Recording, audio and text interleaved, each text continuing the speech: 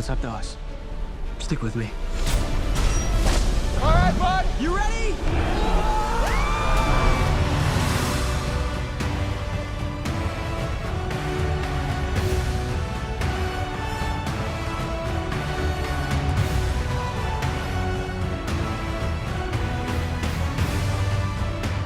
Being Hiccup and stepping into those shoes and being in that costume, being in that world, and it's truly like nothing else. And I'm so lucky and fortunate and so honored that, you know, I can be Hiccup. Yeah. He's going to be so many. I feel very excited that so many kids get to have him be their Hiccup. It's very, very, very worthy Hiccup. You're there, Astrid. Hell yeah. It's scary when you say it. I think every outsider in the world relates to Hiccup because he's a character who can withstand mockery and ridicule, but still be true to himself. And that's a hero that a lot of us need. I won't hurt you.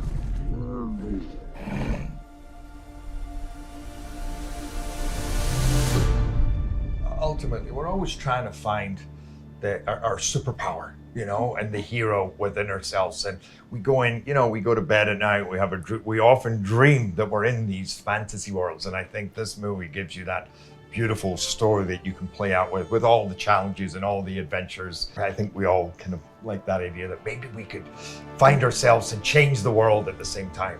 I think people love these characters so much. Yeah. And not just And the cute people, dragons. but not just the people. I think the dragons totally in their own right. I think there is something in such a gorgeous way. People feel really connected to the characters and I think that a lot of people really see elements of themselves in those all the characters, movies. yeah. And and I think there's something that you can take and kind of learn from everyone. And I feel like that's why it continues to resonate so heavily with an audience. I mean, even for me and you now, it's, you know, I would have watched the first one when I was about 5 and you would have been like mini.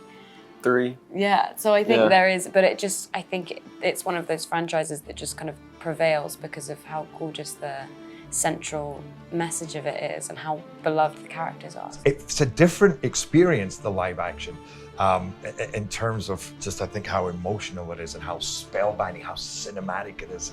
But right now, in today's world, we need something, I think, like this. It's time, Hiccup.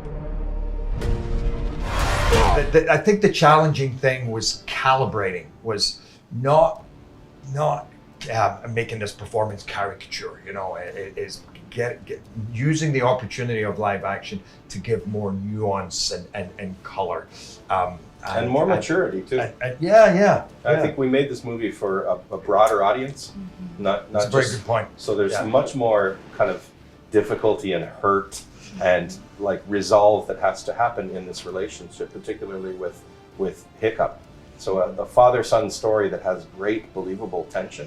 It's very relatable. No, I think it pushes the envelope in all those areas, both in terms of the immediacy and the threat of the action, but also in the character. You do feel the hate more, the resentment more, and you feel the sadness and the grief more, the awkwardness, the humor as well. You know, it can be even sillier. I think when you, so I think it just definitely has a lot more color, and I could give it a lot more. You know, to me, Hiccup is so iconic, and what Jay did, you know, is so incredible, and you know, that's Hiccup to me in my childhood and so many other people. So there's so many things that I wanted to keep the same and keep everything everybody loved about Hiccup, but also, you know, I had a lot of time to talk with Dean, and so did we, and to figure out things we wanted to keep the same and things we wanted to try differently, and new things about the characters that, you know, they didn't get to explore in the animated, you know, one. And I feel like for me that was a lot of fun, just to explore like a darker, sadder side of Hiccup. Come on!